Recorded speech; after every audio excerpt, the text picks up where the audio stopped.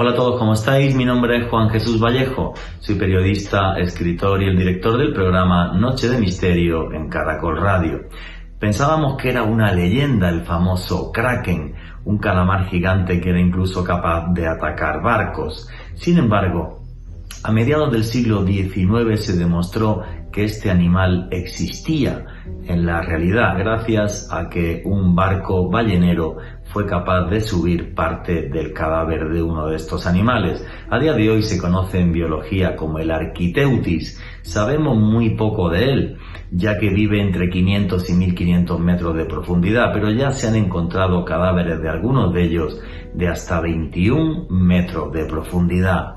El mar tiene 1000 enigmas y uno, por ejemplo, de los más intrigantes es el de la isla de San Borondón en el archipiélago de las Islas Canarias, una isla que está cartografiada, que aparece en los mapas, que ha sido fotografiada varias veces y sin embargo, si intentamos ir hasta ella, resulta que no está.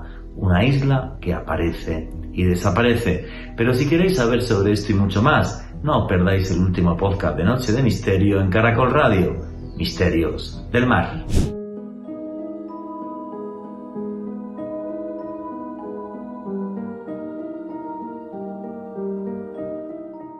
El 11 de noviembre del año 1978 tuvo lugar uno de los expedientes OVNI más importantes, no solamente de la historia de España y de Europa, sino de la historia del mundo, porque es una de las pocas veces en la historia en la que se ha tenido que cortar el tráfico aéreo en un aeropuerto, en este caso un aeropuerto además de gran tráfico, como es el caso del aeropuerto de Manises en Valencia, por la presencia de un OVNI. Repito, esto aconteció el día 11 de noviembre del año 1978. Un avión que tenía el número de vuelo JK297, un avión Super Caravelle que iba desde la isla de Palma de Mallorca hasta las Canarias, de repente su piloto, que era Lerdo de Tejada, junto con el copiloto Ramón Zuazu Nagore, vieron a su derecha cómo dos luces rojas sin flashing venían hacia ellos. En un primer momento no le dieron mucha importancia, hasta que esas dos luces rojas sin flashing empezaron a entrar en rumbo de colisión con el avión de pasajeros.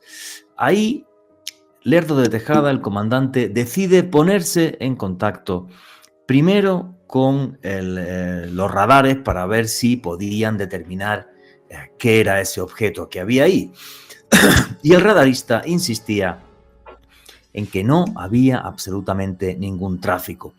Y esto fue así, esas dos luces rojas empezaron a bajar, a subir y a pegarse cada vez más al avión hasta que Lerdo de Tejada tomó la decisión de ir directamente al aeropuerto más cercano, que era el de la ciudad de Valencia, el aeropuerto de Manises. Una vez allí, salió a la pista Salvador Tomás, expiloto militar que era el jefe de seguridad del aeropuerto de Manises.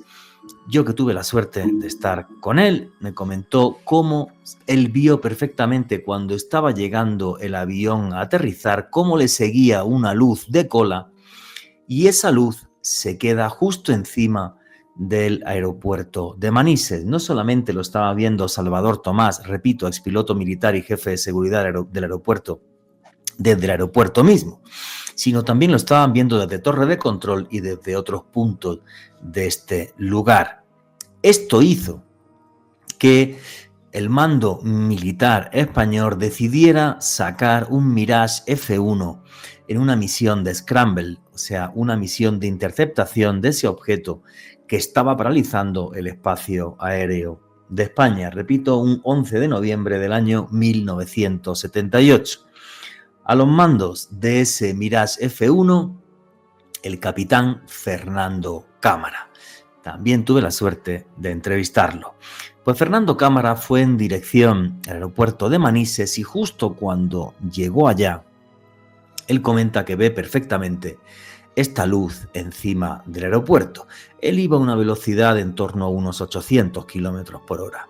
Aquel objeto pasó de 0 a 800 kilómetros por hora en un segundo, cosa que me refrendó Salvador Tomás, que estaba en tierra y vio perfectamente la luz del Mirage F1 y cómo aquel objeto pasó de 0 a 800 kilómetros en un segundo, algo que es total y absolutamente imposible. Cerrando cámara, el capitán empezó a seguir esta luz en dirección a la frontera con Francia, hacia el norte de España.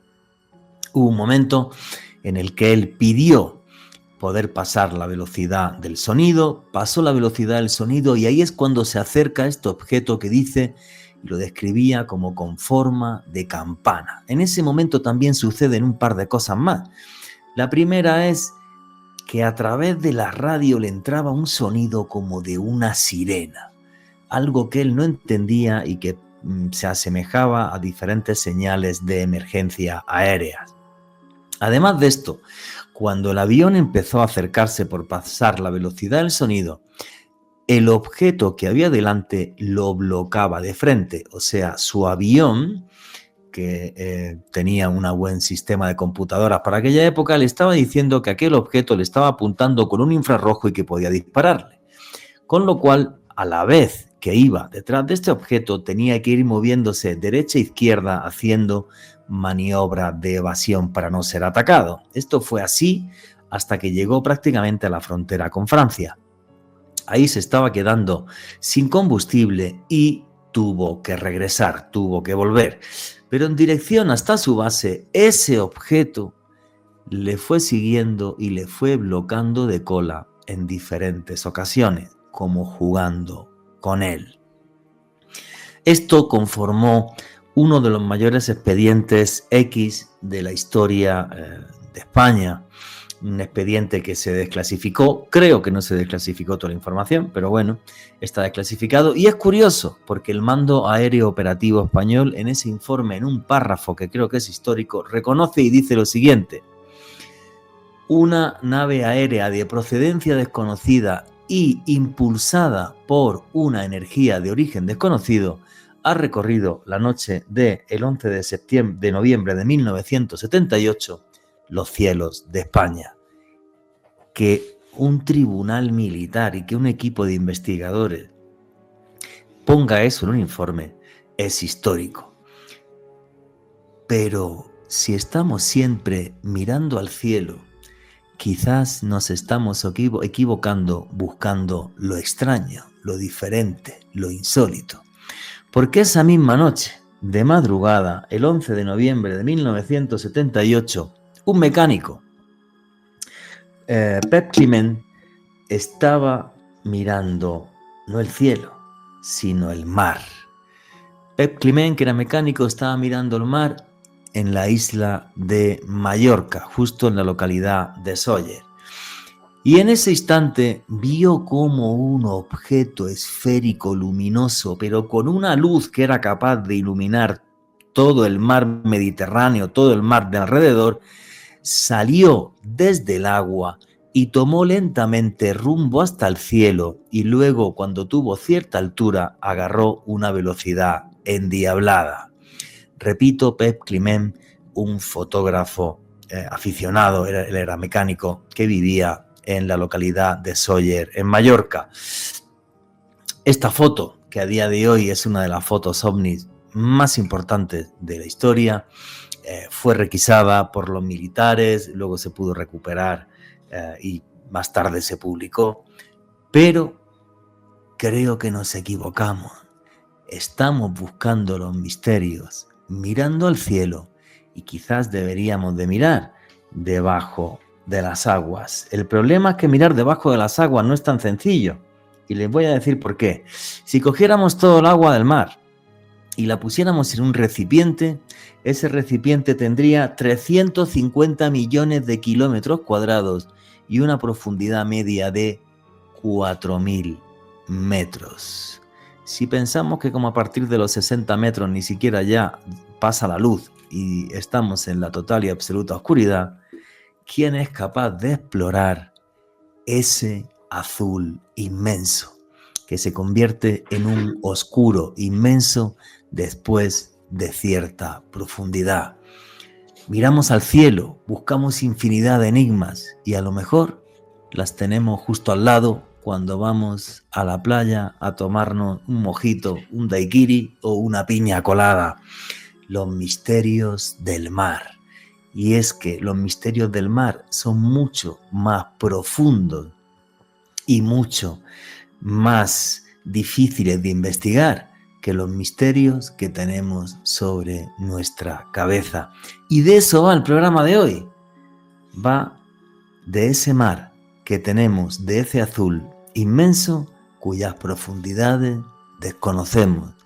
Y es algo que puede afectar no solamente a que podamos entender el fenómeno ovni, sino a 1001 leyendas más que forman parte también de la historia de la humanidad. Buenas noches, noctámbulos. Mi nombre es Juan Jesús Vallejo. Los que queráis seguirme en redes sociales, mi Twitter es @JuanGVallejo, Juan J.E. Vallejo.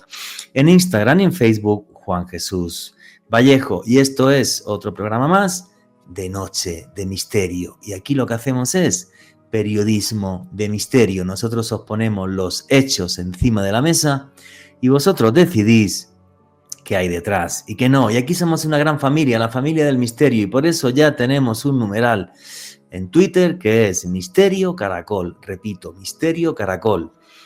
Ponernos en Misterio Caracol en ese numeral. ¿Cuál pensáis que es el mayor enigma del mar? ¿O qué os evoca el mar? Simplemente cuando os digo esa palabra. ¿Sabéis que hago viajes de autor? El próximo viaje, el día 22 de septiembre hasta el día 1 de octubre, estaré haciendo un viaje a Egipto, navegando por el fabuloso río Nilo y contemplando la magia de sus templos, aparte de otras maravillas como las pirámides. Toda la información de esos viajes de autor la tenéis en la página web www.viajesjuanjesusvallejo.com. Repito, www.viajesjuanjesusvallejo.com. Y arrancamos ya sin más dilación. Alejandro Bernal, amigo, compañero, ¿cómo estás? Muy bien, Juanje, un saludo para ti, también para nuestro invitado de excepción de este programa, el maestro Néstor Armando Alzate, y desde luego un abrazo enorme para todas las personas que en este momento sintonizan la señal de Caracol Radio y también para todos aquellos que consumen este contenido a través del podcast que estamos publicando en el canal de YouTube de Caracol Radio. Hoy, Juanje, hablando la verdad sobre, podríamos decir que uno de los elementos que más me sorprende y que más amo del mundo. Para mí el mar todo lo trae y todo se lo lleva. Para mí hay una infinita sensación de libertad cuando miro el mar, cada vez que tengo la oportunidad de hacerlo. Y hoy analizando alguno de los grandes enigmas del mar en esta oportunidad aquí en Noche de Misterio. Y si les gusta mi trabajo, los invito a que se suscriban a mi canal de YouTube Mandrágora Misterios en YouTube. Efectivamente, fíjate que normalmente, escojo un tema para la introducción, ¿vale? Y yo estaba pensando en hacer una introducción hoy así, en plan Piratas del Caribe, luego la taché, dije, no, voy a hacer una introducción hablando de la isla de Pascua y de cómo llegaron hasta este lugar unas personas que decían que venían de un lugar que se llamaba Giva, así llega el Rijo Tumatua, pero de repente me acordé, no me preguntes por qué, de esa fotografía de Pep Climent, del ovni saliendo del mar Mediterráneo tomada desde Sóller.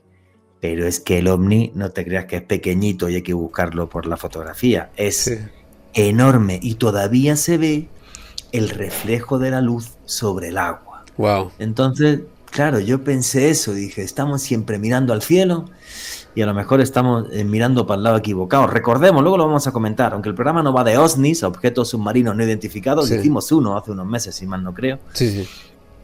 ¿Vale? Pero como por ejemplo las informaciones que dio hace unos años el Pentágono sobre el incidente del USS Nimitz en el año 2004 enfrente de las costas de California, un portaaviones nuclear, el USS Nimitz. Los ovnis que se pudieron filmar y que vieron los pilotos siempre se escondían bajo las aguas de la isla de Guadalupe en México.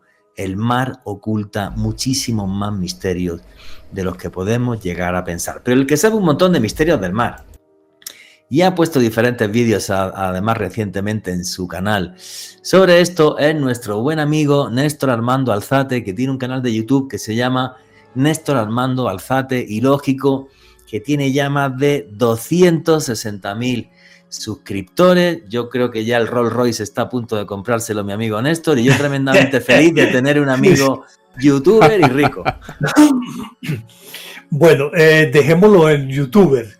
Lo de rico, sí, hablo muy rico, me encanta hablar, pero lo de rico, rico no. Además, que comprar un Rolls Royce para uno manejar en las carreteras de Colombia. Eso no tiene sentido. No tiene sentido. ¿Dónde vas a manejar un Rolls Royce? Eso sí Ferrari. Sería un misterio. Y además, mira, No, para para toda la gente que oye el programa desde fuera de Colombia, las carreteras de este país, Dios me perdone, pero son tan desastres que aquí lo mejor es comprarse un tanque, un Leopard de esos de los alemanes por la carretera. Un Panzer. Pero es que además tenemos que partir, aun cuando se tenga el poder adquisitivo, aun cuando ya tengamos buenas vías. Este es un país de una geografía demasiado escarpada. Vos aquí no puedes descender a 200 por hora, pues, de Minas a La Pintada o de San Miguel a Fusagasugá, creo que es. Vos no puedes descender, es que no puedes manejarlo. Imagínate vos con un Ferrari en Bogotá en la 26, ¿qué haces? Estar parado como todos los coches. Imagínate, con hora pico que llaman. ¿Te imaginas uno manejando un Ferrari en la 26 sin poder avanzar un metro en 2 horas? No. Dejémoslo así, me gusta más en un Jeep. Sí, un Jeep, un campero que se suba por las paredes y se acabó el cuento. Bueno, gracias por la invitación. Estaba fascinado con tu entrada, hablando del incidente Manises, que lo he leído muy someramente, y hay pues un autor que hizo un texto bellísimo sobre él, que aquí pues lo tengo, míralo, es JJ y el incidente Manises. El incidente Manises, y lo hace de una manera muy puntual, muy minuciosa. Pues muy minuciosa, y me has despertado. Sí, te puedo decir una cosa, claro. Néstor. Bueno, lo primero, tremendamente feliz por esos 260.000 suscriptores, y les recomiendo a todo el mundo el canal de Néstor Armando Alzate y Lógico. A título de curiosidad, fui el primer periodista que pudo entrevistar a todos los testigos implicados en el caso Manises. En concreto fue en el año 2001 para hacer un reportaje de Antena 3, gracias a un permiso que conseguí del Ministerio de Defensa de España. Y para mí es de las investigaciones más bonitas que he podido hacer en mi vida. Y se nos olvida ese elemento, la foto de Pez Climent. Claro, siempre se nos olvida, porque, claro, o sea, Fernando Cámara, que es el piloto, vale, que esto es muy chistoso, ¿no? Cuando yo le entrevisto, fíjate, el tipo estaba en las Islas Canarias pasando unos días, y como era una entrevista tan importante, era aquella época en la que la televisión tenía dinero, me mandaron a las Islas Canarias a entrevistarlo. Y lo primero que me dijo, ¿no? Pues estaba un poco molesto porque hacía muchísimos años que no hablaba y no quería hablar, ¿no? Y él me decía, mira, Juan, que a mí esto de los ovnis me importa un carajo. Dice, ahora eso sí, yo vi lo que vi. Y lo que me molesta es que encima de todo, cuando lo cuento, hay gente que dice, no, que este tío se había tomado 3 copas, o es que no sé qué, ignorando todo el resto de testigos. Por ejemplo, ¿no? Cuando yo entrevisté a Salvador Tomás, que era el expiloto militar, que era el jefe de seguridad del aeropuerto de Manises, que vio perfectamente durante muchos minutos la luz encima del aeropuerto hasta que llega el Mirage F1. Entrevisté a Ramón Zuazu Nagore, al copiloto del avión, del Super Caravelle, que él me dijo que Lerdo de Tejada ya había fallecido. Por cierto, también Ramón Zuazu, que era una gran persona, falleció hace unos años, y él me decía que Lerdo de Tejada tomó la decisión correcta. Aterrizar, porque llevaban 100 y pico personas y lo importante era la vida de 100 y pico personas, porque aquella cosa no se comunicaba, cada vez estaba más cerca, y es más, hubo 3 secos de radar, o sea, 3 localizaciones del radar de Pegaso, del radar militar español, y daban que el objeto tenía más de 200 metros. Ojo con de esto. Diámetro. De diámetro, sí, tenía 200 metros de diámetro, o sea, que no era pequeñito precisamente, ¿vale? Claro. Pero siempre se nos olvida cuando... Perdona. No, termina, por favor. No, que siempre se nos olvida esa clave, leche. La foto de Pez Climent, esa misma noche viendo cómo sale un pedazo de esfera, pero enorme, del mar Mediterráneo, y le da tiempo a fotografiarlo. O sea, tiene tiempo de fotografiarlo. Pero es lo primero que dice Pez Climent, lo primero que vio es cómo se iluminaba el mar. O sea, una cosa súper loca.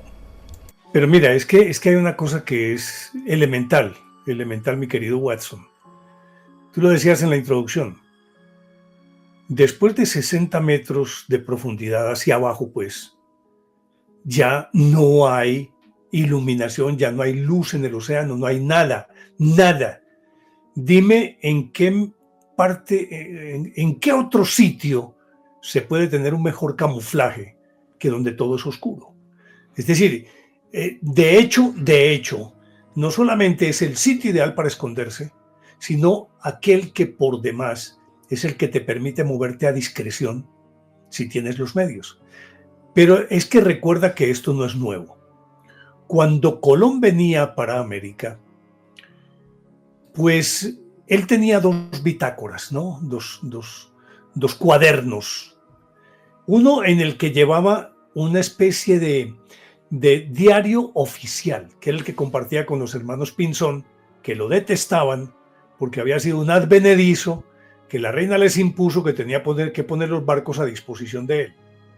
Lo detestaban. Entonces él tenía un diario en el que anotaba más o menos los avances, el kilometraje, o en este caso pues las leguas marinas o los nudos marinos, que en esa época no se hablaba de nudos sino de leguas.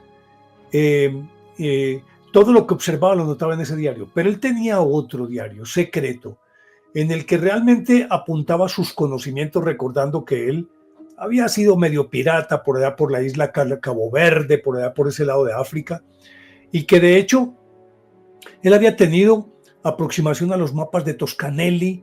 Se asume que él tenía conocimiento de los mismos mapas de Piri Reis. Se asume que él había estado en América en 1484, no sé si te sabías esta, que cuando él, porque es muy extraño que Inocencio VIII, el Papa, muerto en 1492, no antes, en 1492, antes del descubrimiento de América, dijera en la lápida de él que se debía la gloria al descubrimiento de un nuevo mundo a ese Inocencio VIII. Correcto, ese es uno de los grandes misterios del descubrimiento de América. Sí. Que Juan Sebastián Chivo, se llamaba él, Cibo, y parece que era conocido de antes de Cristóbal Colón. Asumen que él vino en 1484, pero bueno, esa es historia para otra oportunidad. Lo importante aquí es que él sale de La Gomera en septiembre, el 5 de septiembre de La Gomera ya a mar abierto, porque del 2 de agosto al 5 de septiembre lo que hizo fue pasear por entre las tiendas que llaman, se le averió una de las naves, allá él tenía su afer con doña Beatriz Enríquez, allá pues tuvo su luna de miel, y luego el 5 de septiembre arrancaron para América. Desde el momento mismo en que arrancaron, él empezó a observar, como él era el más brillante de todos, los otros eran lobos de mar, pero eran hombres macizos, rudimentarios e ignorantes. Y él empezó a notar que bajo el mar, hubo varios días, que en las noches emergía una luz desde el fondo del mar que podía tener 500 metros de extensión o de diámetro, y que era tal la luminosidad que podía leer en el puente del barco, sin moverse del puente, es decir, con la luz que emergía de abajo. Eso ya nos está indicando que esto no es nuevo, y si nos atenemos a todo lo que hemos comentado suficientemente y hablamos de los continentes, de Atlántida, Lemuria, Mu, de todo esto, tenemos que concluir que el mar ha sido por excelencia el escenario ideal para que se pueda alojar todo tipo de civilizaciones sin tener que pedir permiso, sin violar espacios aéreos, sin tener que exponerse a que los vean, sino que simple y llanamente se refugian en el fondo del mar. Recuerda el dios de los Akpalus, que, bueno, la antigua Sumeria. Del principal. Bueno, Oanes. En fin, no lo recuerdo. Oanes. Llegaba todos los días, salía del mar, salía y tenía, digámoslo, extremidades inferiores palmeadas, pues palmípedas que llaman. Venía y les enseñaba a los habitantes de Sumeria y por la nochecita se volvía al mar. Ya de eso nos está diciendo que ese ha sido el escenario por excelencia para que puedan correr a sus anchas todos los que quieran, los que tengan la capacidad de ingresar al fondo del mar, entendiendo además que no cualquiera puede llegar y montar una ciudad o lo que se quiera en el fondo del mar, mientras no sea capaz de poder neutralizar esa enorme presión, aplastante presión. Es decir, que vos metas un ovni a 2.000 metros de profundidad. ¿Cómo puede resistir esa presión, hombre? Ahí empieza uno. Pero fíjate la clave, ¿no? Que yo he arrancado, bueno, ya hemos destrozado el guión y vamos a empezar con el holandés errante, primer bloque del programa, y ni siquiera hemos empezado. Luego, para variar.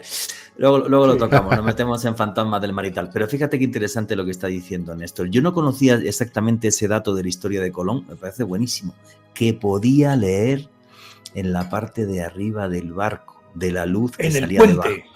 Que es que parece que estas cosas es como si estuvieran controlando la historia de la humanidad. Y en este caso, fíjate qué evento más importante, lo que fue el descubrimiento de América. Y arrancamos el programa hablando del incidente de Manises, que fue en el año 1978, el 11 de noviembre de 1978.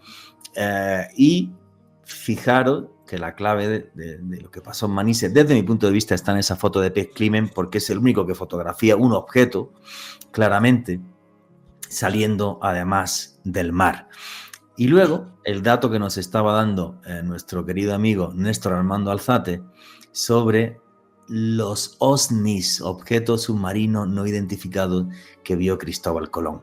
Pero fijaros en el otro dato que os comentaba antes, Isla de Guadalupe en México, donde se metían los ovnis que asediaron al portaaviones USS Nimitz en el año 2004. Pero no solo eso, hace poquitas semanas, y lo comentó Alejandro Bernal aquí en Noche de Misterio, un grupo de investigadores de Harvard, creo que es, hablaron de los criptoterrestres, y corríjame si me equivoco, Alejandro. Sí, tal cual.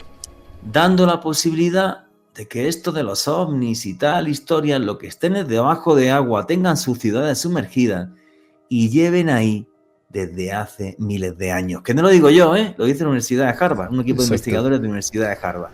Juanje, y me atrevería a decir que una de las evidencias más importantes respecto a los videos y pruebas, en este caso audiovisuales, del fenómeno OVNI, el OVNI de Aguadilla, captado en Puerto Rico en el año 2013, que de acuerdo a Juanje, a este servidor y a muchos otros expertos, probablemente el registro en video de OVNI más nítido de la historia. Es impresionante como este artefacto se sumerge en el agua como si realmente estuviera hecho de otro material. Juanje, no salpica, se sumerge, luego vuelve a emerger y parece que se divide en dos. Es una cosa alucinante. Y el objeto a buena velocidad de 80 km por hora. Impacta y con el agua. Se desliza como si estuviera entrando en la atmósfera de manera oblicua, de tal forma que no le, como el saltador de la plataforma de 12 metros que no levanta una gota de agua, algo así para el estilo. Efectivamente, es una cosa, y encima el vídeo sigue, el objeto se mete debajo del agua y luego salen dos objetos y otra vez se sumergen. Es una cosa... Acuérdate de la presencia también de OSNIs en el Yunque, en Puerto Rico. Y acuérdate de la presencia en Isla Colares también. Es decir, que en donde quiera que han existido este tipo de informaciones en torno a intervenciones de no humanos, pongámoslos en esos términos, haciendo daño o no haciendo daño, regularmente se asocian también con eventos marinos. Regularmente algo tiene que ver. Siempre necesariamente hay una conexión entre todo esto. Siempre, en todas partes. Efectivamente, y el tema de la clave es lo que ha dicho Néstor, o sea, si a partir de 60 metros tú no ves ya lo que hay, no ves absolutamente nada, se sabe menos de lo que hay en las profundidades marinas que de lo que hay en el espacio. Es que es una cosa de loco. Yo que tuve la suerte de aprender a bucear hace muchos años, cuando era joven y tenía pelo, ya no, hay una cosa curiosa, cuando bajas de 20 metros, ya no sabes en qué punto está la superficie del mar. Ves la luz, obvio, pero ya no tienes la referencia de decir la ola está ahí y tal. No, a partir de 20 metros ya nada. No sabes si vas hacia abajo o hacia arriba. Y a mí fue una historia curiosa, porque yo aprendí a bucear en la isla, en Cuba, en Trinidad, para ser exacto. Y me lo dijo el instructor antes de ir, bueno, vamos a llegar y vas a ver el gran abismo, pero no te pongas nervioso, ¿vale? Porque hay gente que se pone nerviosa y tal y eso. Y el gran abismo lo ves en esa zona a los 30 metros. Y cuando llegas a 30 metros y de repente, nada, pues está el fondo marino y un corte vertical y ahí ya lo que ves es la oscuridad. O sea, tú a lo mejor ves 20, 30 metros, pero ya a partir de ahí es total oscuridad. Oye, y es verdad que te da como una sensación, no sé si decir como claustrofobia o algo así, de decir, leche, que es que esto es mucho más hondo de lo que uno se imagina y además no se ve, no ves. Es una cosa súper loca. ¿Qué es lo que hay ahí? Y yo qué sé qué es lo que hay ahí. Si nadie lo ha investigado, si es que además sería carísimo estar todo el día ahí investigando vainas y demás. Bueno, vamos a retomar un poco el preguión, que no sé para qué lo hago, porque... Estamos de acuerdo. De acuerdo. Absolutamente de acuerdo. En el canal prepáralo con toda la minuciosidad, meticulosamente, que yo te lo destrozo en 30 segundos. No te preocupes. Oye, hace poco sacaste un vídeo en tu canal, en Néstor Armando Alzate y Lógico, sobre la historia del holandés errante. Y es que el mar, lo primero que evoca, aunque yo hoy me he acordado de los OSNIs, objetos submarinos no identificados, el mar lo primero que evoca en principio siempre es aventura, historias de piratas, tesoros escondidos, fantasmas. Y yo creo además que las películas estas de Piratas del Caribe han sabido reflejar muy bien ese espíritu de aventura que tuvo que haber en la gente que surcó los mares en la antigüedad, ¿no? Porque ahora ya es muy fácil, ahora te metes en un barco y va todo por satélite y todo está genial, pero hace siglos esos eran los verdaderos aventureros porque perdieron la vida, claro, ni se sabe. Y ahí surgieron un montón de historias. Di tú a los vikingos. Di los vikingos, por ejemplo. Yo respeto demasiado el mar, soy demasiado terrestre. Yo definitivamente lo veo desde lejitos, me parece bellísimo, impresionante, majestuoso. Todos los adjetivos que quieras adjudicarle son válidos. Fascinante, misterioso, todo lo que se quiera. Pero es un elemento que, tal vez por eso mismo, es el escenario ideal para este tipo de civilizaciones inteligentes.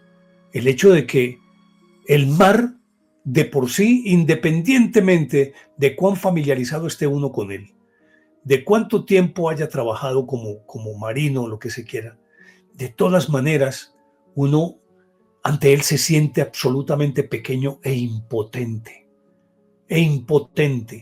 Y eso, lógicamente, que redunda en la aparición de cualquier cantidad de mitos, de historias.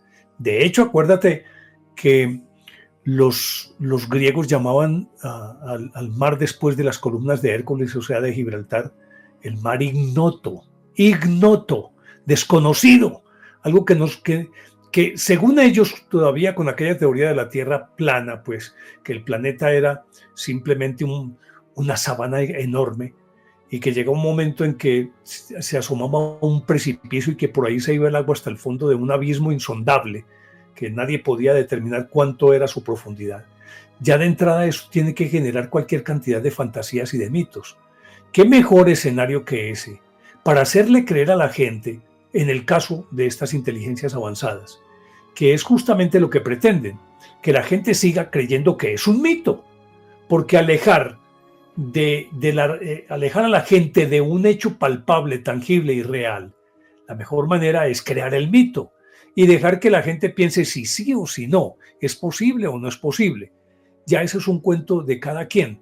Por lo tanto, a mí me parece que el hecho de que el mar sea tan ignoto, tan inescrutable, entonces eso nos ayuda a entender por qué proliferan los mitos. Decían al principio del famoso holandés errante, del capitán holandés. El holandés errante del siglo XVI, XVII más o menos, que fue y sigue siendo uno de los misterios más grandes del mar. que además tendría que ver también incluso con toda esta historia de los objetos submarinos no identificados y de estas luces extrañas.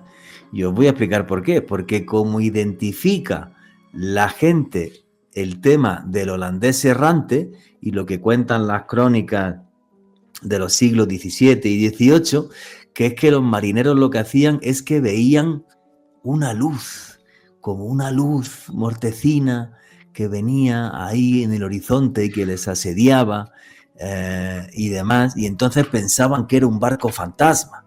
Pues igual que iba a pensar Colón que eran esas luces que él veía tan enormes debajo. Y creo que bueno, hay un par de versiones de esta leyenda, ahora Néstor Armando que me lo corrija, pero creo que se lo debemos a un marinero que se llamaba William van der Decken, que contaba la leyenda que cuando estaba doblando el Cabo de Buena Esperanza allí en Sudáfrica, llegó una tormenta terrible y lo estaba pasando tan mal que el tipo hizo un pacto con el demonio y dijo: oye, si me sacas de esta, te vendo mi alma y la de mi tripulación. Y entonces los convirtió como en una especie de zombies y quedaron muy pocos y fallecieron casi todos. Y empezó a hablarse de que este tipo, que parece ser que realmente lo que le pasó es que nunca apareció, dobló el Cabo de Buena Esperanza y nunca apareció.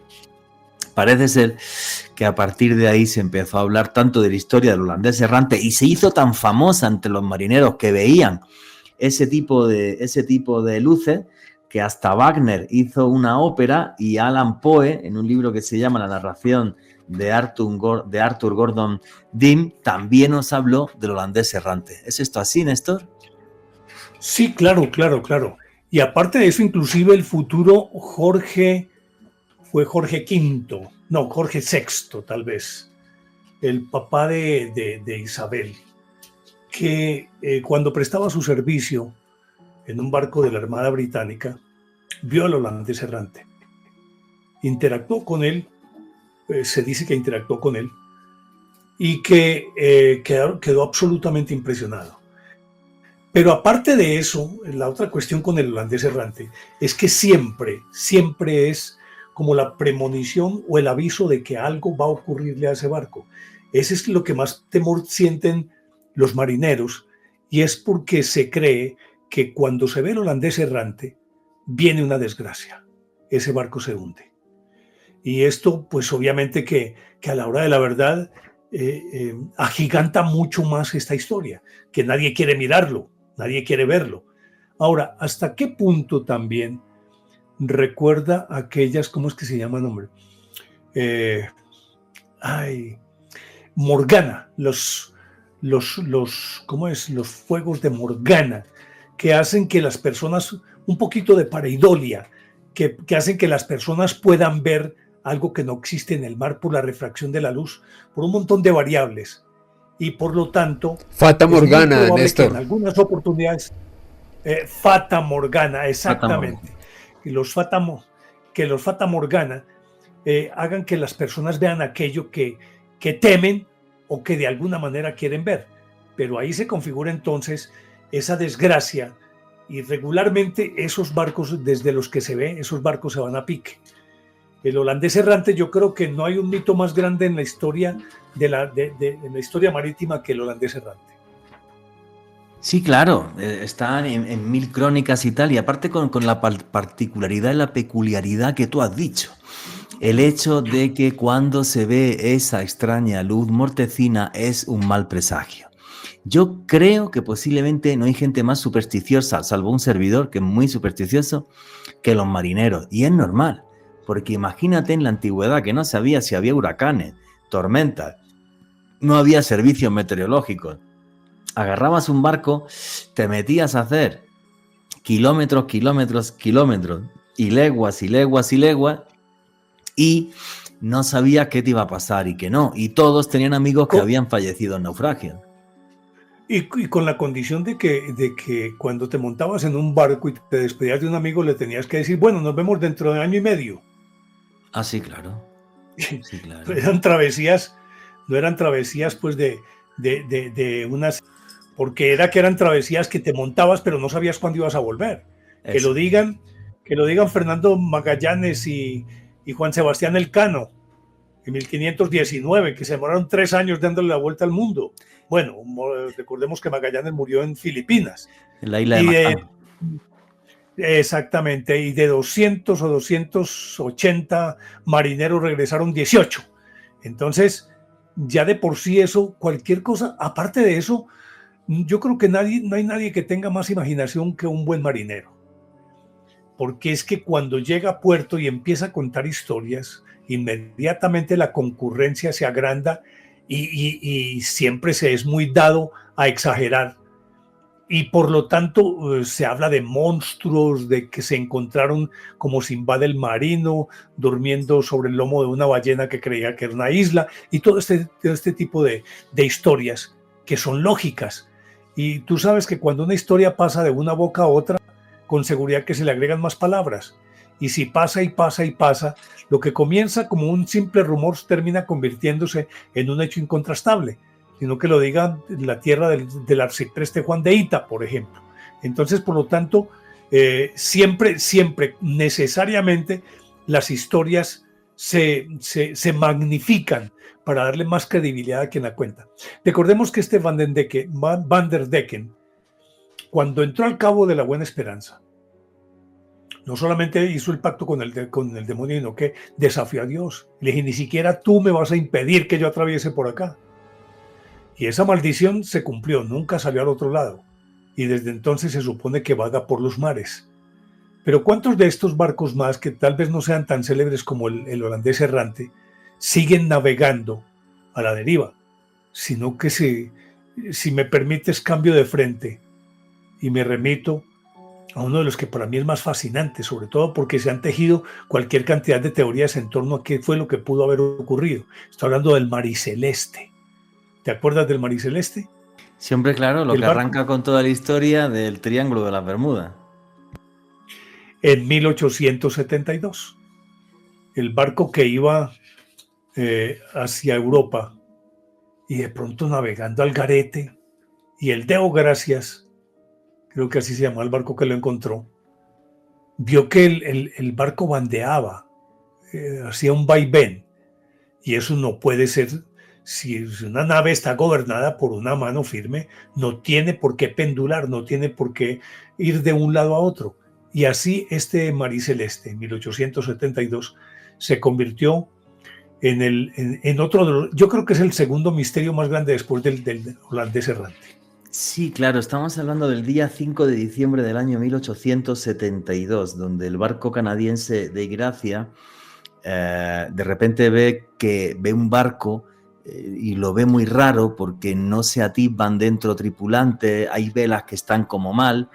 Entonces el Dei Gracia se acerca hasta el Mary Celeste, que es que había pasado por el famoso Triángulo de las Bermudas, que está entre Florida, la isla de Bermuda y Cuba, y encuentra cosas que no son normales.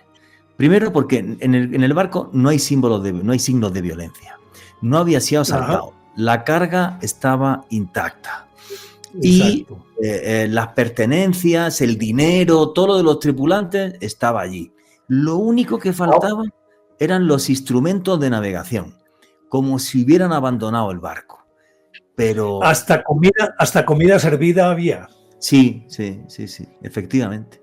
Entonces, esto es algo que no explica nadie. Luego este barco acabó en Gibraltar, luego incluso volvió a navegar y todo, pero esto marcó el punto de inicio de todo lo que fue el famosísimo misterio de el Triángulo de las Bermudas. Porque, a ver, tú abandonas el barco, pero tu platica te la llevas, no la dejas allá, ¿me entiendes? Entonces, el que hubieran dejado absolutamente todos los tripulantes es algo muy raro, ¿no? O sea, como si se hubieran ido apresurados sin más, es algo que nunca jamás nadie pudo explicar. Y yo no sé si esto tiene que ver ya más bien con la aparición de monstruos marinos, de los que luego os vamos a hablar, pero sí es verdad que la gente cree que el tema del Triángulo de las Bermudas es único. Hace un par de meses estuvimos hablando del Triángulo de las Bermudas, pero son 12 triángulos de la muerte los que hay en todo el planeta. Alejandro Bernal, ¿qué son los 12 triángulos de la muerte? Pues Juanje, nada más y nada menos que 12 lugares identificados por investigadores como los triángulos o vórtices o portales en donde desaparecerían aviones, donde desaparecerían embarcaciones, y que su denominación fue investigada, Juanje, inicialmente por un biólogo, Ivan Sanderson, un hombre quien en la década de los 60 postuló esta teoría de estos dos triángulos mortíferos, estos 12 lugares en el mundo que realmente tendrían esas características muy especiales. Un compatriota tuyo, Antonio Rivera, un gran ufólogo, un gran maestro del misterio, es también, por decirlo así, la persona responsable de popularizar estos 12 triángulos de la muerte en todo el mundo, con un libro titulado de la misma forma, Los 12 triángulos de la muerte. Y Antonio Rivera explicaba que estos vórtices malditos, como él los denominaba, tendrían una especie, o más bien tendrían el efecto de una conexión cósmica. A través de ellos sucederían una serie de anomalías donde, por ejemplo, los aviadores se extraviarían, no podrían determinar realmente su ubicación. También se presentarían anomalías en los radares, Juanje, y finalmente muchas de estas embarcaciones y también de estos aviones desaparecen de forma desconocida. De forma específica, Juanje, de estos 12 triángulos de la muerte, únicamente 2 se encuentran en la Tierra, uno de ellos en Afganistán, el otro en la Antártida, y los 10 restantes están ubicados en el mar. El maestro Antonio Rivera denominaba algo muy particular sobre los 10 restantes que se encuentran en el mar, y es que, de acuerdo a su investigación, también basada en los datos de Ivan Sanderson, estos 10 estarían distribuidos 5 en el hemisferio norte, 5 en el hemisferio sur, y cada uno de ellos en el paralelo 35, de acuerdo al maestro Antonio Rivera. Algo muy particular y que hace de esto claramente, Juanje, algo muy enigmático, algo muy extraño, como si hubiera una especie de sincronía dentro de estos triángulos de la muerte. Aparte de el más mentado de todos, que es el Triángulo de las Bermudas, del cual hablabas, Juanje, que es súper famoso, muy recordado por la desaparición también del vuelo 19 del 5 de diciembre de 1945, un avión TBM Avenger que desapareció en circunstancias muy extrañas. Cinco aviones. 5 aviones. Los 5, sí. Y aparte de eso, este fue el pistoletazo para que ocurrieran una serie de sucesos anómalos documentados también en el Triángulo de las Bermudas, pero quizás no muy conocido en nuestro contexto, pero igual de importante, me atrevería a decir, Néstor, Juanje y oyentes, es el Triángulo del Dragón, que está ubicado en Japón, que está ubicado en Asia, y que, de acuerdo a un gran investigador norteamericano como el maestro Charles Berlitz, quien en su libro El Triángulo del Dragón de 1989 determinó que entre 1952 y 1954 Japón perdió 5 buques militares en esta zona del Triángulo del Dragón, y de estos 5 buques militares desaparecieron aproximadamente 700 personas. Una absoluta locura lo que comentó Charles Berlitz en su momento, y que desde luego hace del Triángulo del Dragón probablemente uno de los triángulos de la muerte en donde más han desaparecido embarcaciones y aviones. Lo más interesante de todo esto, Juanje, es que esta información no solamente se remite a las investigaciones del maestro Antonio Rivera, ni tampoco del señor Ivan Sanderson, sino que hace parte de los mitos, del acervo cultural de estos pueblos, de esta zona de Japón. Y es que una cantidad importante de historiadores comentan que ya desde las dinastías Sung y Yuan de los chinos se hablaba de desapariciones de navíos llenos de soldados.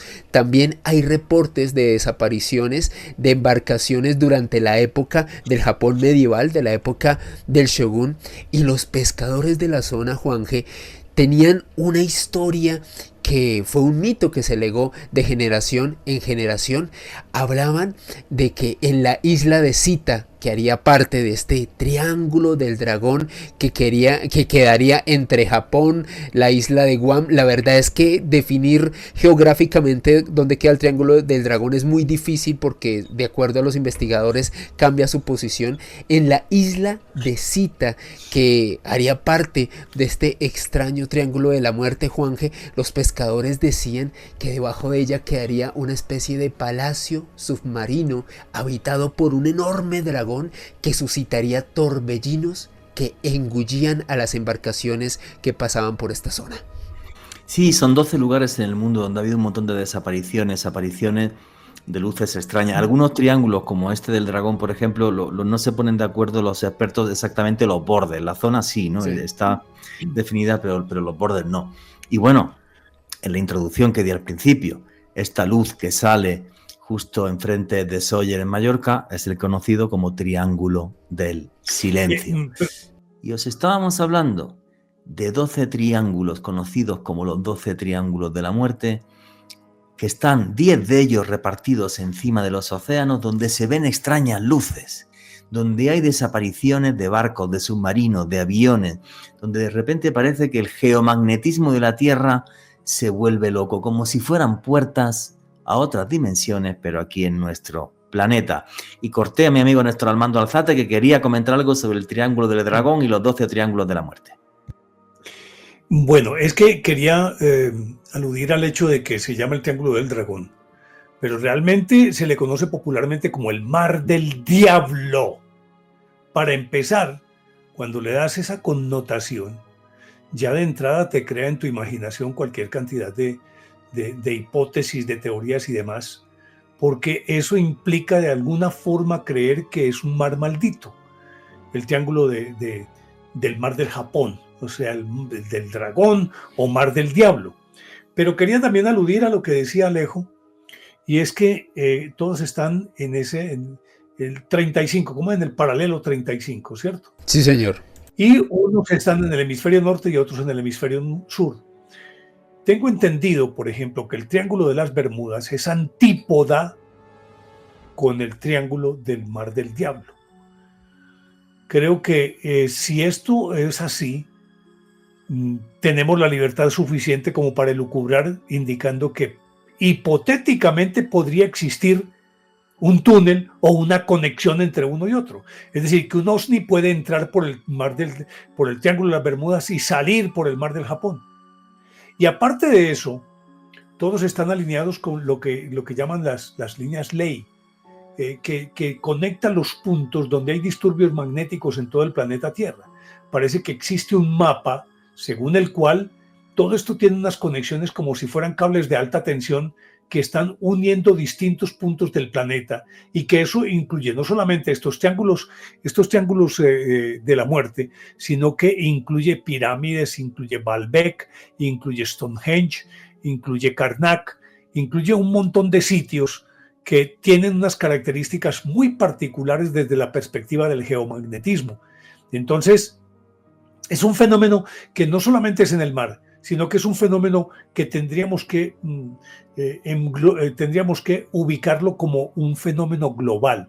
Es decir, el planeta como un cuerpo viviente tiene su propia energía que se conecta por distintas partes, como si fueran tomacorrientes distribuidos a lo largo de toda la Tierra, a lo largo y ancho de la Tierra, largo, ancho y profundo de la Tierra, que serían como tomacorrientes a los que se pueden conectar aquellas, digamos, inteligencias no humanas que llegan, o EVEs o extraterrestres, como se quieran llamar, pero que conociendo en dónde está esa energía, simplemente es llegar allí.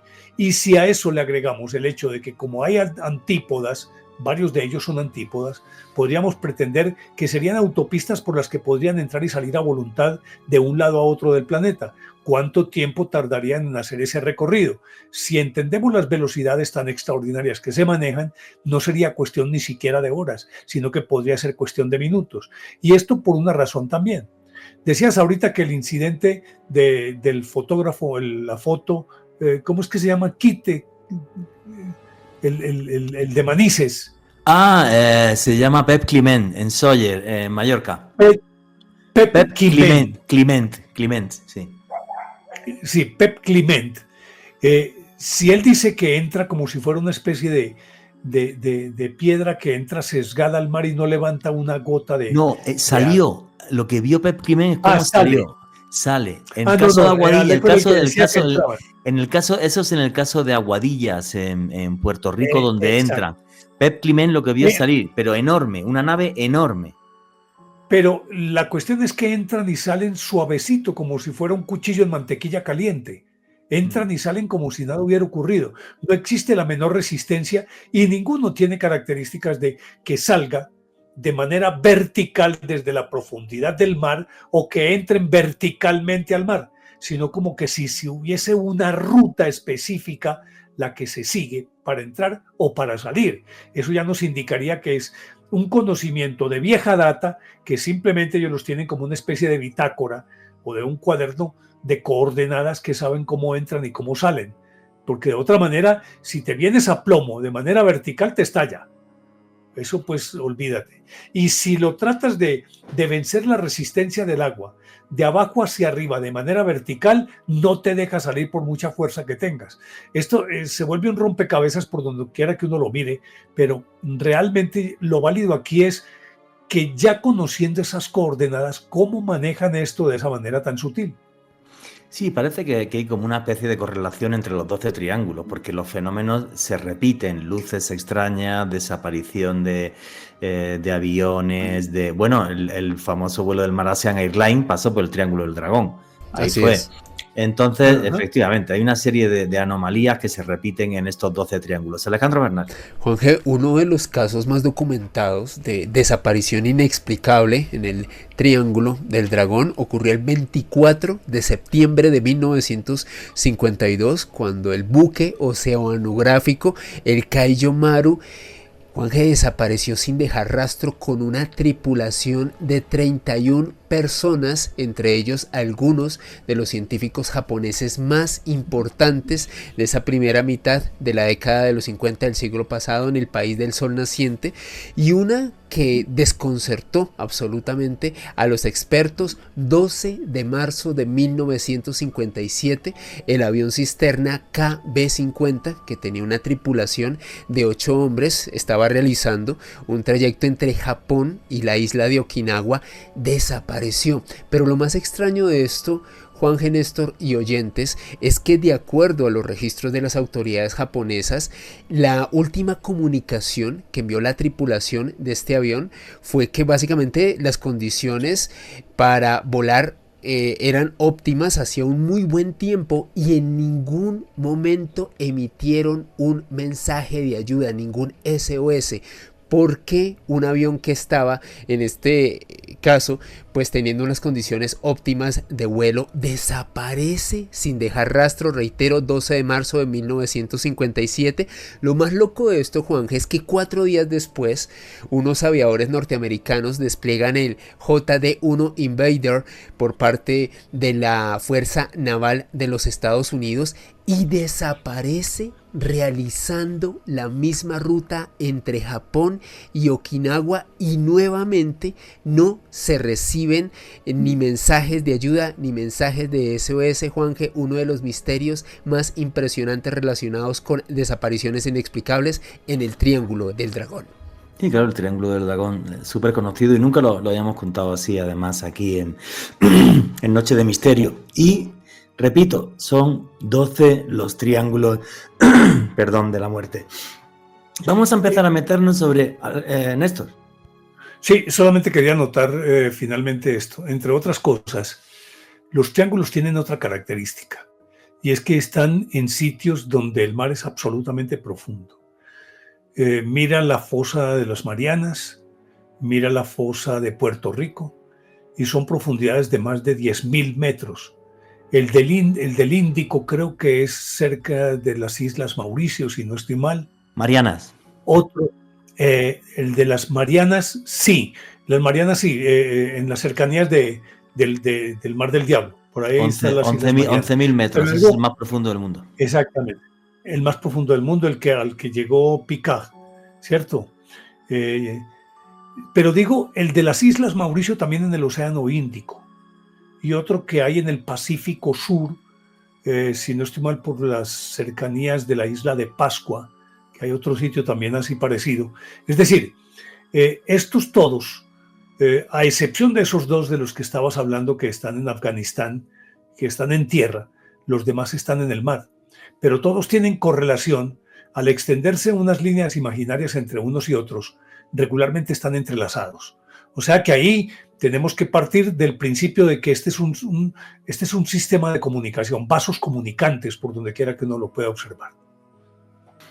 Sí, y además, a ver, con esas profundidades y lo enorme que es el océano, el tema es saber qué cantidad de cosas no hay ahí debajo. Y vamos a empezar a hablaros de monstruos No, pero aparte de eso, Juan, dime, en el espacio exterior, vos tenés ahora el Hubble, tenés el Webb, que rastrean el principio desde el Big Bang y rastrean las galaxias más lejanas.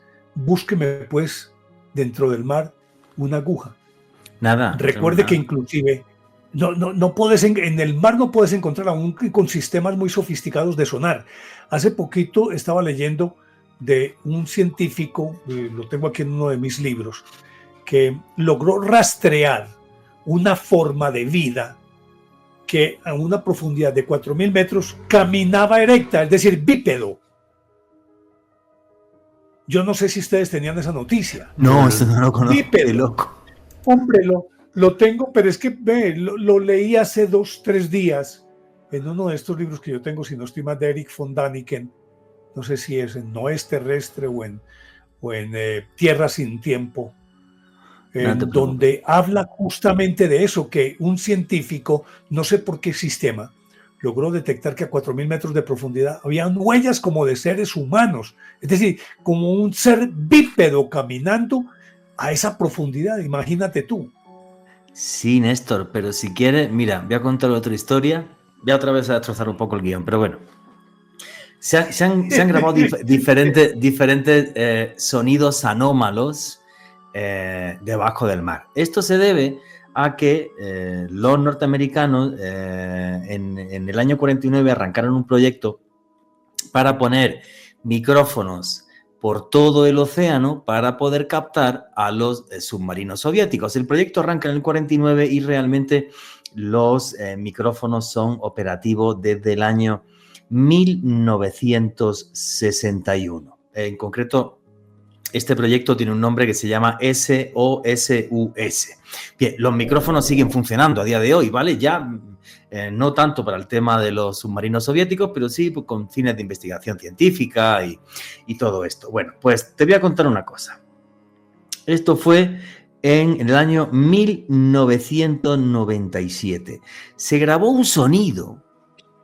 No se puede saber el punto exacto, ¿vale? Sino que se grabó entre el cono sur de Sudamérica y el Pacífico, como la mitad del Pacífico, por ahí se grabó, porque los micrófonos están repartidos con una distancia de unos 3.000 kilómetros, pero son hipersensibles, o sea, son capaces de captar, se hicieron para eso, para poder captar los submarinos soviéticos. Bien. Pues se captó una vez, solamente una vez, repito, en 1997, un sonido al que le pusieron como nombre Blob, que se llegó a captar en diferentes micrófonos separados más de 5.000 kilómetros. O sea, esa vaina que hizo ese ruido era tan enormemente grande que a mí lo único que me recuerda es a la película Godzilla.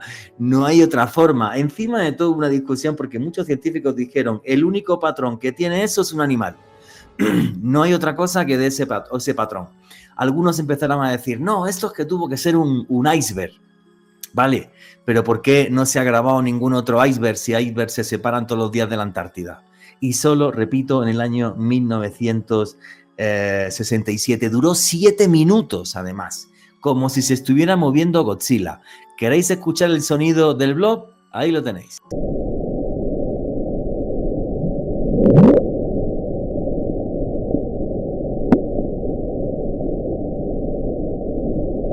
Bueno, pues si habéis escuchado el sonido del blob, que se oye como una especie de loop, ¿vale? como si se estuviera moviendo una cosa mega enorme debajo del océano. Jamás en la historia se ha grabado algo ni mínimamente parecido a este sonido del blob. Y tenía que ser una cosa muy grande, muy grande, para que se pueda captar a más de 5.000 kilómetros en diferentes puntos. ¿Qué fue?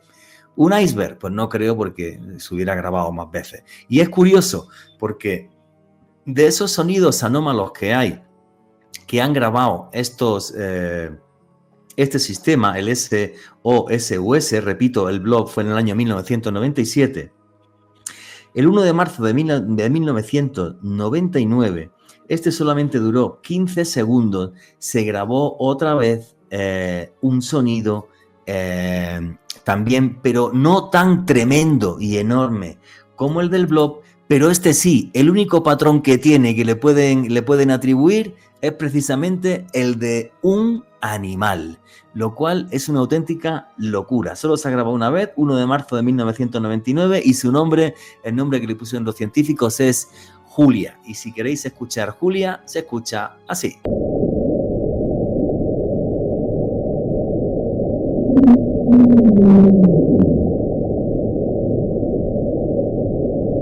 Bueno, ya habéis escuchado Julia, del año... Es impresionante. No, es impresionante. Una locura. Es una locura. A ver, lo que hacen los científicos, además, porque ten en cuenta que esos micros graban en frecuencia no audible, lo comprimen el sonido para que podamos escucharlo. Si no, no lo puedes escuchar. Ellos reflejan el sonido en gráficas, ¿no? Por eso el del blog. Y teniendo en cuenta que el agua es el mejor conductor del sonido. Sí, pero imagínate, Néstor, qué sonido tan enorme. Sí, es decir, por muy buen conductor del sonido que sea, no es para que capte un sonido de estas características. A 5.000 kilómetros, micros separados a 5.000 kilómetros.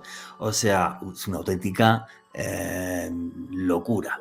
Ahora, ¿qué es lo que podemos tener debajo del mar que nos haga este tipo de cosas? Bueno, vamos a hablar de monstruos conocidos, ¿vale? Y para eso quiero darle paso a un audio que tenemos de un buen amigo mío, que se llama José Gregorio González, un periodista que hace un par de meses o 3 hizo un programa con nosotros, un podcast sobre viajes astrales, que tiene un libro que se llama Guía Mágica de las Islas Canarias, que de todas formas en un par de meses lo vamos a entrevistar para que nos hable de sus investigaciones en las Islas Canarias.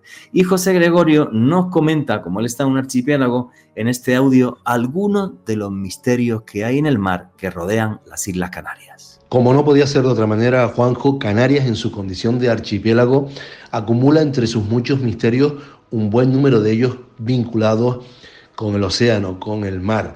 Por ejemplo, sabemos con certeza, gracias a la ciencia, gracias a la zoología y a las ciencias marinas, que el archipiélago es uno de los lugares del mundo donde existe de forma permanente una colonia de calamares gigantes, de Architectus dux. Lo sabemos porque con cierta frecuencia, con cierta regularidad, aparecen sus cuerpos moribundos, pues bien en alta mar o varados en las costas, víctimas posiblemente de la acción de los cachalotes, que también tienen una colonia permanente en aguas canarias. El cachalote es su principal depredador. Además, uno de los episodios históricos de encuentros con calamares gigantes más conocidos es el del Alecton, protagonizado por una fragata francesa de ese nombre en la segunda mitad del siglo XIX, y ese encuentro con ese calamar gigante que intentaron izar a bordo y que se les fragmentó, permitió que se realizara un estudio metódico desde el punto de vista científico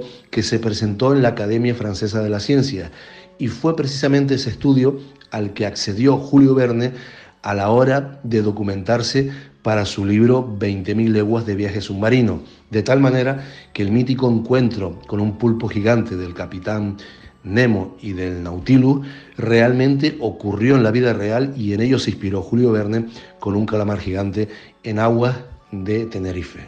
Obviamente hay otros misterios marinos vinculados con Canarias, como la creencia entre pescadores y marineros de la existencia en tritones o en Sirena. También la manifestación marítima oceánica del fenómeno ovni, ¿no? De los OSNIs, que en Canarias han sido vistos con relativa frecuencia entrando y saliendo del medio oceánico y en ocasiones pues perdiéndose en el cénit o bien incursionando en el interior de las islas. Hay bastantes misterios vinculados con el mar, conectados con Canarias, como la desaparición, por ejemplo, también de barcos, ¿no? Es decir, que afortunadamente el archipiélago cuenta también con un catálogo de enigmas oceánicos bastante sugerente. Bueno, pues nos comentaba José Gregorio González en ese audio cómo en 17 de noviembre del año 1861, en concreto es un barco francés, el Alecton, el que se encuentra por primera vez en la historia de una forma documentada con un calamar gigante, con un Architeuthis dux, que ahora sabemos que no son leyendas, son una total y absoluta realidad. Bien, pues este barco francés que intentó subir el calamar gigante al barco, pero se le rompió en dos y fue un desastre porque se ve que estaba ya medio podrido. Ese encuentro de este barco francés es el que inspira más tarde a aquel encuentro con un pulpo gigante al escritor Julio Verne en 20.000 leguas de viaje submarino. Y la verdad que es una historia muy curiosa porque gracias a Alecton en el año 1861 en las Islas Canarias recoge un trozo de calamar gigante y luego ya la ciencia se pone a investigar esto y nos habla del Architeuthis dux. Bien, se han encontrado Architeuthis, o sea, restos de calamares gigantes muertos. Nunca se ha podido estudiar uno en su sitio donde viven, porque viven entre 500 y 1500 metros de profundidad. El mayor que se ha encontrado tenía 20 metros de longitud. Tienen 8 tentáculos y 2 brazos. Pero, ojo con esto, fijaros en este detalle. Las ventosas que tiene en los tentáculos, uno de 20 metros, tiene unos 5 centímetros de diámetro, ¿vale? En cambio, en la piel de cachalotes se ha llegado a encontrar huellas de tentáculos, de ventosas de Architeuthis, porque los cachalotes se comen a los Architeuthis y los Architeuthis se defienden, tienen un pico, les pican y los agarran con los tentáculos. Bien, se han llegado a encontrar huellas de 20 centímetros de diámetro. 20 centímetros. Eso significaría, para que tú te hagas una idea, un ejemplar de 10 metros puede pesar 350 kilos. Uno de 20 metros, 700 kilos. Pero es que si tenía... Y cada tentáculo podría tener el diámetro de un poste. Sí, una cosa así. Según eso, 20 centímetros. Pero es que este de 20 centímetros, el tentáculo, se calcula que es que puede llegar a haber un Architeuthis que pueda llegar a tener 75 metros. No hago el cálculo ya de lo que pesaría porque se me pierde. O sea, es una auténtica... ¿Sabes una cosa? Acabo de leer que la semana pasada, tal vez en un periódico acabé de leer, que un matrimonio son científicos, creo que, no sé si argentinos, que están en la Patagonia o no sé, cerca de la Antártida en todo caso, acaban de encontrar un pulpo que tiene más de 10 metros, el cadáver de un pulpo que encontraron en una playa. Esto te estoy hablando de esta semana, pues, a lo sumo de 10 días. Que encontraron un pulpo de esas características. Fíjate, debe ser el mismo, debe ser de esa especie. Fíjate, qué loco. No, porque esto es un calamar, no es un pulpo. El único sitio donde había... No. Claro, el único sitio donde hay... Entonces no sé si me confundo. Sí, el único sitio donde hay hasta ahora testimonios de pulpos gigantes es en las Bahamas. Y hay tantos testimonios de los pescadores que tienen hasta nombre propio, les llaman Lusca. En fin, bueno, señores, que estamos llegando al final de este bloque. Pero entonces sería el calamar, entonces serían calamares cerca de la Antártida, supongo yo. Posiblemente, ahora te voy a contar, porque a título de curiosidad he estado en el único museo de calamares gigantes del mundo. Y aquí seguimos en Noche de Misterio, vuestras preguntas y comentarios a través del numeral Misterio Caracol. Y os estábamos hablando del Architeuthis dux, del calamar gigante, una especie de la que tenemos diferentes cadáveres que se han podido encontrar tanto en Canarias pero el sitio donde más calamares gigantes muertos se han podido encontrar es enfrente de la gran fosa que hay en el mar Cantábrico, en la costa de Cantabria. Y por eso el museo donde hay más calamares gigantes del mundo está en un sitio que se llama Luarca, una pequeña localidad, y esto es un señor que es aficionado a este tipo de cosas y a los pescadores se los ha pedido.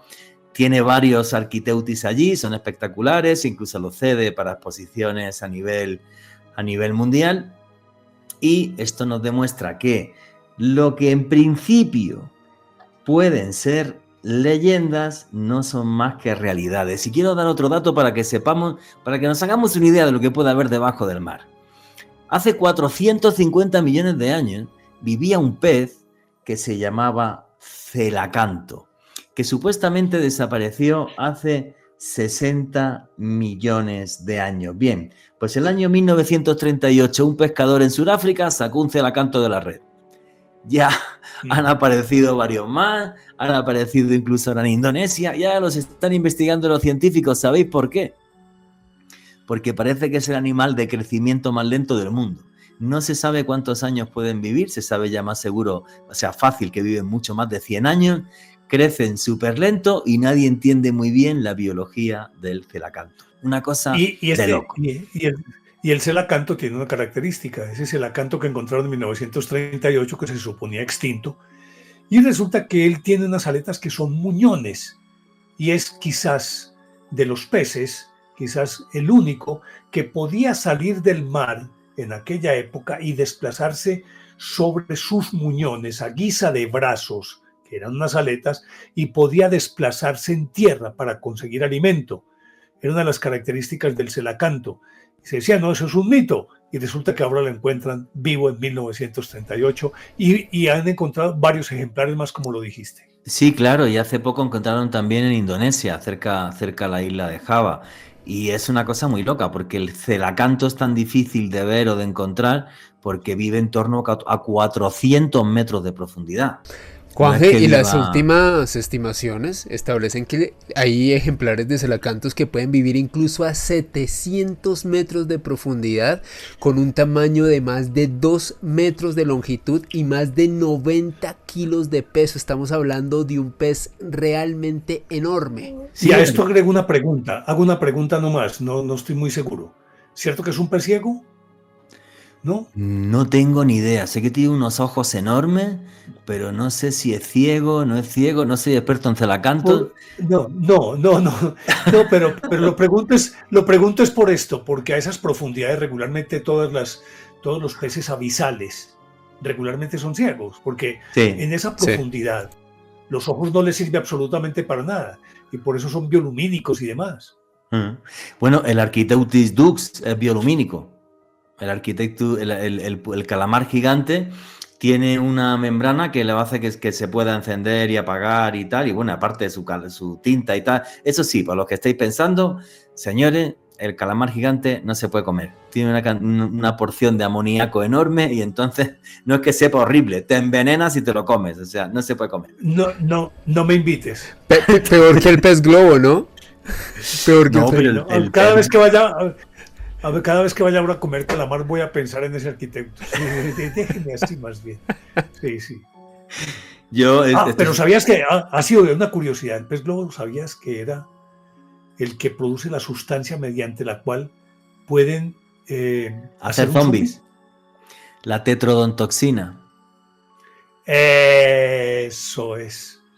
El pez globo es un pez, el diodón, que está aquí en el Caribe y tal, que es hipervenenoso, que se infla. Y es especie invasora aquí, porque eso es de Japón, ¿no? Pero es especie invasora. Venía de Japón, no lo sabía. Sí, Juanje. Sí, claro. Ese era de allá. No lo sabía. Y se volvió una especie invasora en el Caribe. No lo sabía. Pues mira qué simpático el pez diodón.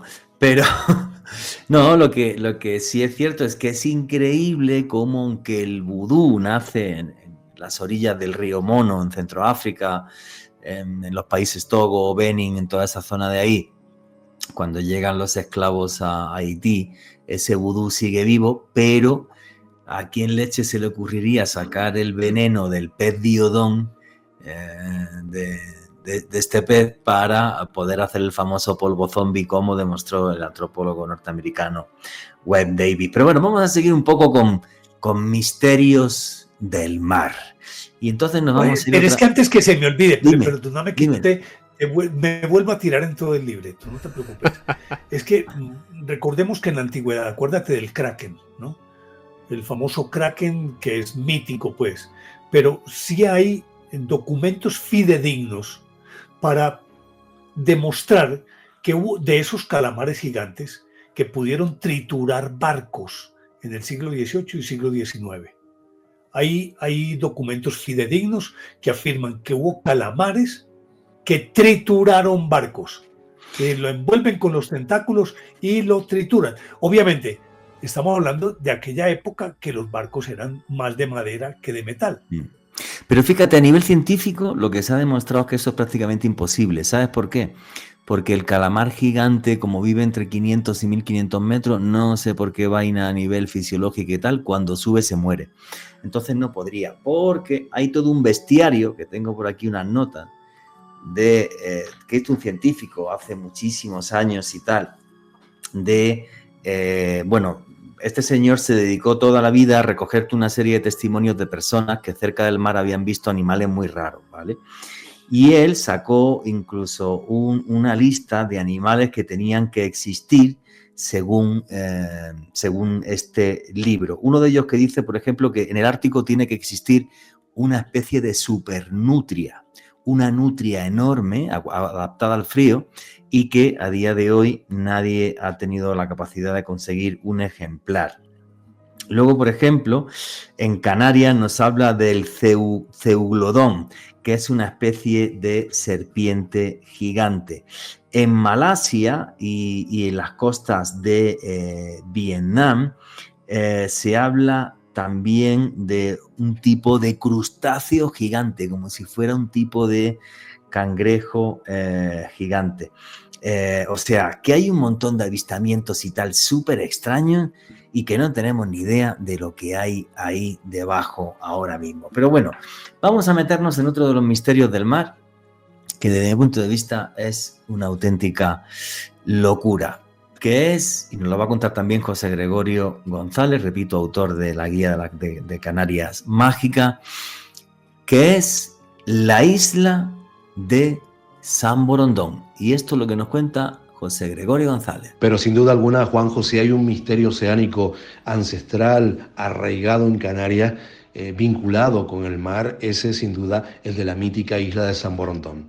Con permiso de la Atlántida, que es otro gran misterio, otro gran mito que conecta directamente con Canarias, al haber sido señalado el archipiélago como una de las localizaciones de ese continente platónico, con permiso de la Atlántida y de Platón, bueno, evidentemente es la isla fantasma de San Borondón, la isla perdida, la inaccesible, digamos que la leyenda y el misterio de mayor potencia en el archipiélago vinculado con el mar. Bueno, ¿y en qué consiste exactamente ese misterio? Bueno, pues nada más y nada menos, Juanjo, que en la aparición en el horizonte marítimo del archipiélago de una isla fantasma, una isla que aparece y desaparece como por arte de magia, sin que sepamos cuáles son las condiciones, las circunstancias que facilitan su observación, pero que ha sido descrita y sobre la que se cuentan numerosos testimonios desde hace al menos 6 siglos. Se la suele ubicar en el entorno de las islas de La Palma, de La Gomera y del Hierro, internándose un poco hacia el oeste, hacia el Atlántico, y casi todos los testimonios, o la inmensa mayoría de ellos, coinciden en describirla cuando es observada desde en el horizonte con un doble sistema montañoso y un valle central. Los relatos se cuentan por cientos y en su mayor parte están localizados en las islas de La Palma, del Hierro y de La Gomera, aunque el fenómeno también ha sido observado desde lugares tan distantes como puede ser Tenerife, Lanzarote, Fuerteventura o Gran Canaria, es decir, desde todas las islas del archipiélago.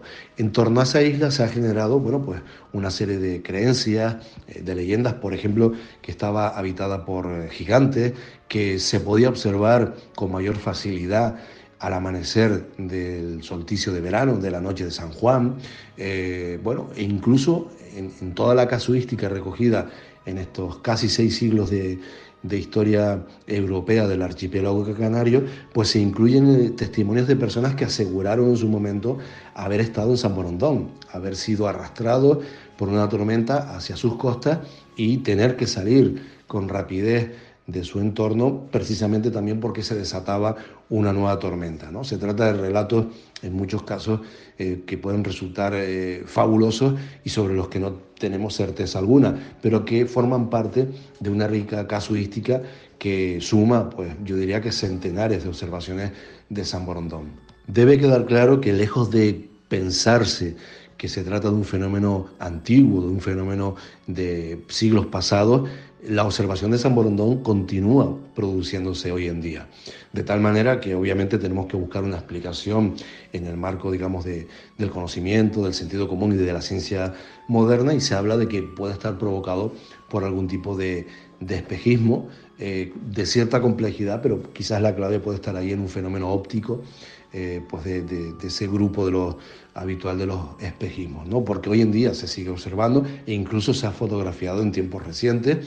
Los últimos casos que hemos recogido pues son de diciembre del pasado año y del pasado mes de mayo, es decir, casos muy recientes donde la gente a plena luz del día ha contemplado pues una isla que no existe realmente o físicamente no existe, y que o bien obedece pues, a un fenómeno de tipo espejismo, o bien tendríamos que buscar otro tipo de explicaciones más atrevidas, como se barajaron en el pasado, apuntando a que San Borondón era una especie de visión de otra dimensión, por ejemplo, ¿no?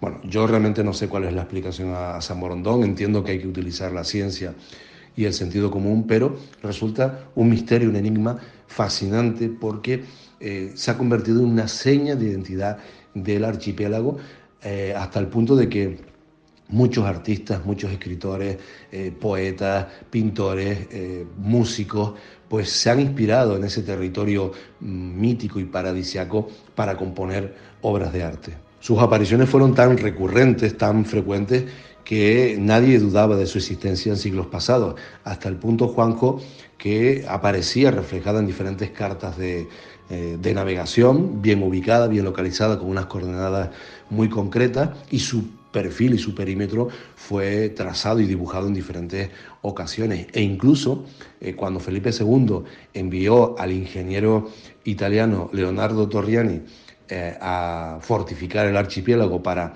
conseguir que se pudiese defender mejor ante los ataques de piratas o de naciones enemigas, pues Torriani se atrevió incluso a elaborar un boceto de fortificación de la propia isla de San Borondón, aunque no existía, aunque no había sido descubierta oficialmente, ni siquiera hoy en día pues podemos dar por real su existencia. Pero bueno, es una de sus particularidades, como hay otras. Por ejemplo, una docena de expediciones salieron en su búsqueda para conquistarla. Llegó a tener gobernador general, tal era la certeza de su existencia, que se llegó a nombrar un gobernador general una vez fuese descubierta, e incluso tuvo obispo.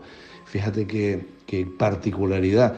Ese era el nivel de credibilidad, de certeza que se vivía en Canarias y en la corona española en general con respecto a la existencia de San Borondón, de la que incluso Cristóbal Colón, en sus preparativos para su viaje a las Indias, que terminarían con el descubrimiento o la arribada hasta América, llegó a recoger relatos de informantes que le hablaron de San Borondón. Una de las curiosidades que tiene este misterio es su propio nombre, San Borondón, San Brendán.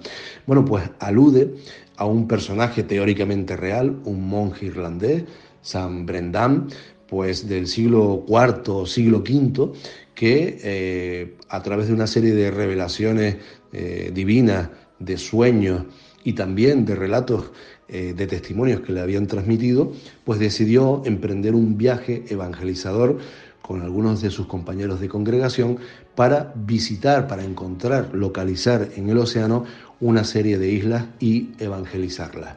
Bueno, el relato, la Navigatio Brendani, se convirtió en un auténtico bestseller en su tiempo. Existieron bastantes copias en la época, y fue un relato pues como muy popular, y en el mismo pues describía la llegada, la arribada a diferentes islas con elementos fabulosos, ¿no?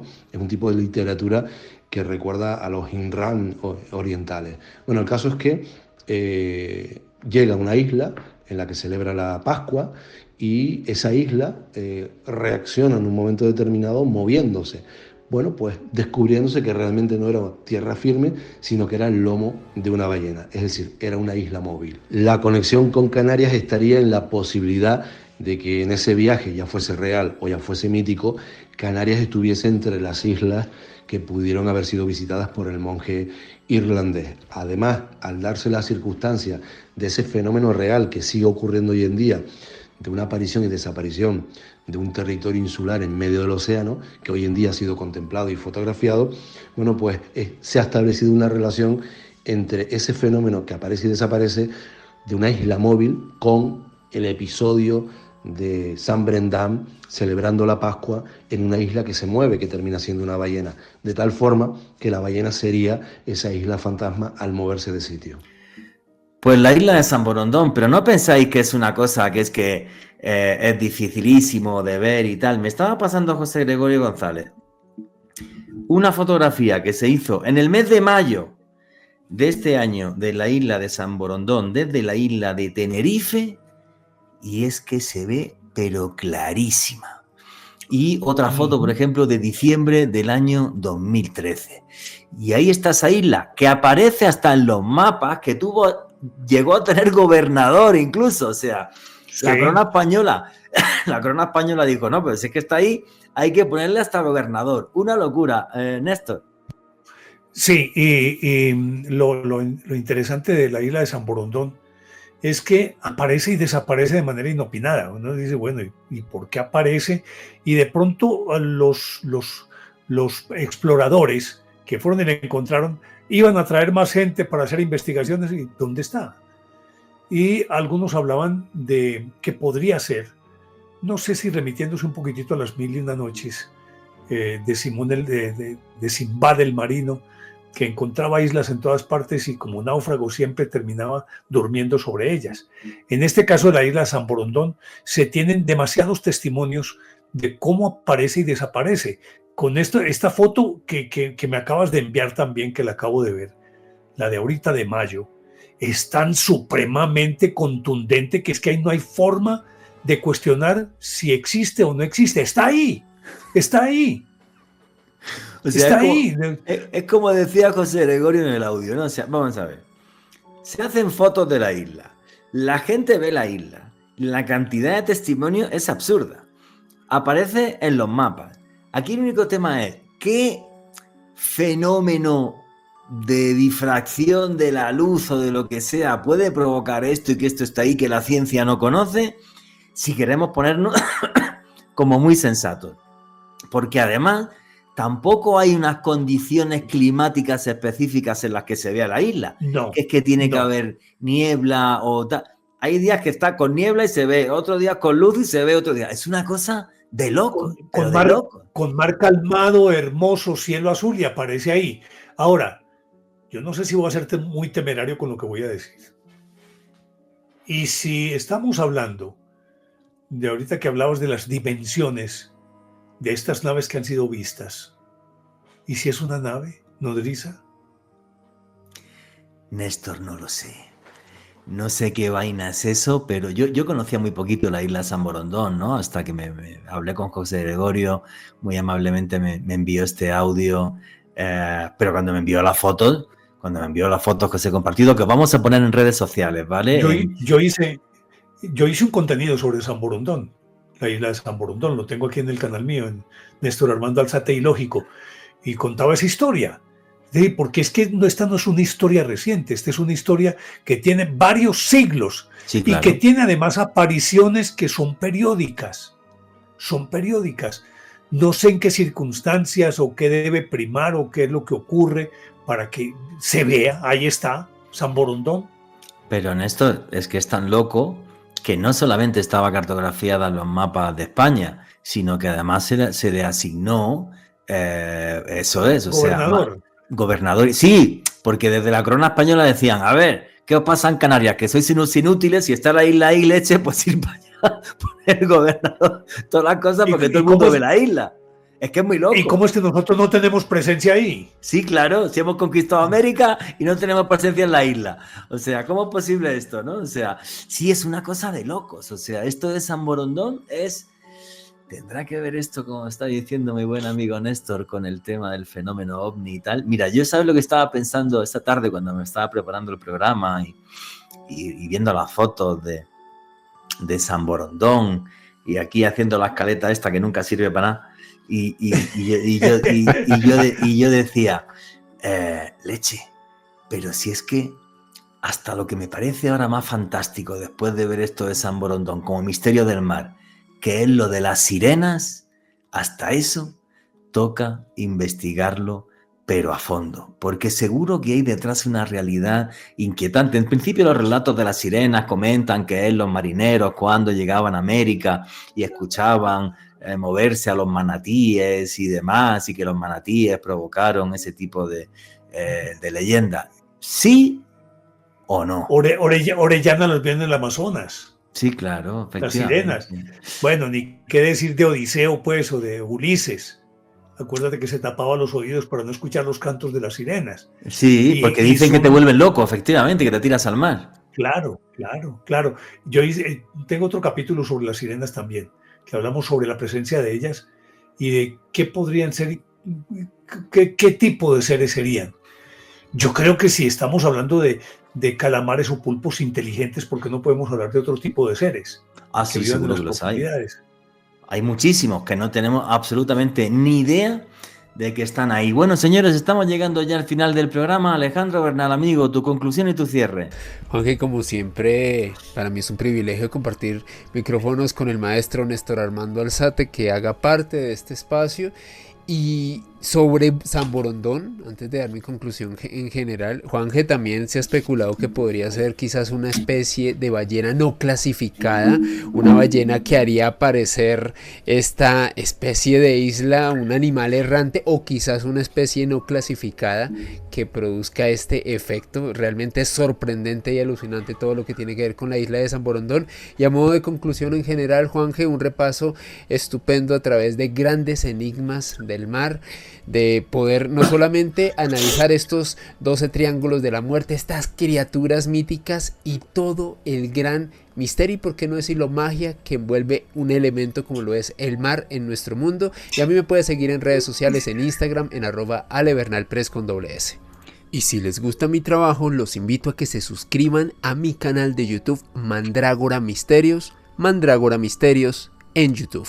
Querido amigo Néstor, tu conclusión y tu cierre, y no os perdáis su canal de YouTube, Néstor Armando Alzate y Lógico. Gracias, Juan, primero por el que todo, y a ti, Alejo. Para mí siempre es un privilegio, es algo inenarrable el poder estar aquí con ustedes, compartir con ustedes, y es un recreo. Para mí esto no es trabajo, sino que es un delicioso recreo. Y se nos quedó también por contar que en el Cabo de Hornos, el mar más bravo del planeta, también hay sucesos supremamente extraños, extraordinarios, y creo que eso valdría la pena volver sobre él. Yo tengo un capítulo sobre esto en mi canal. Sería bueno hablar de eso, pero finalmente me encantan todos estos fascinantes misterios y enigmas, pero me gusta observarlos desde la orilla, no adentro, no mar adentro. Deje así, más bien, yo lo miro desde la orilla. Muéstrenme fotos y todo lo que se quiera, pero hasta ahí. Porque lo que no puedo manejar, es mejor no tocar con él. A mí los abuelos me enseñaron una cosa: no le coja la cola a perro que no conozca. Muy bien, amigo. Un fuerte abrazo y recomendadísimo su canal de YouTube, Néstor Armando Alzate y Lógico. ¿Y qué os puedo decir? Que me encantaría meterme en un submarino imposible que pudiera recorrer todas esas profundidades marinas para ver qué hay ahí abajo. Me encantaría ir al océano escondido que hay bajo la isla de Guadalupe, donde se esconden esas luces, rodear la isla de San Borondón, ver cómo viven y juguetean los calamares gigantes y tantos misterios que tiene la mar océana. Gracias a valientes que atravesaron estos mares, es que el mundo es hoy día lo que es. Muchos dejaron su vida en el mar. Sin embargo, el mar también nos ha dado mucha, mucha vida. Y quizás porque nos da tanta vida, nos da también infinidad de misterios. Y nunca, nunca olviden que vivimos en un mundo mágico porque está repleto de misterio.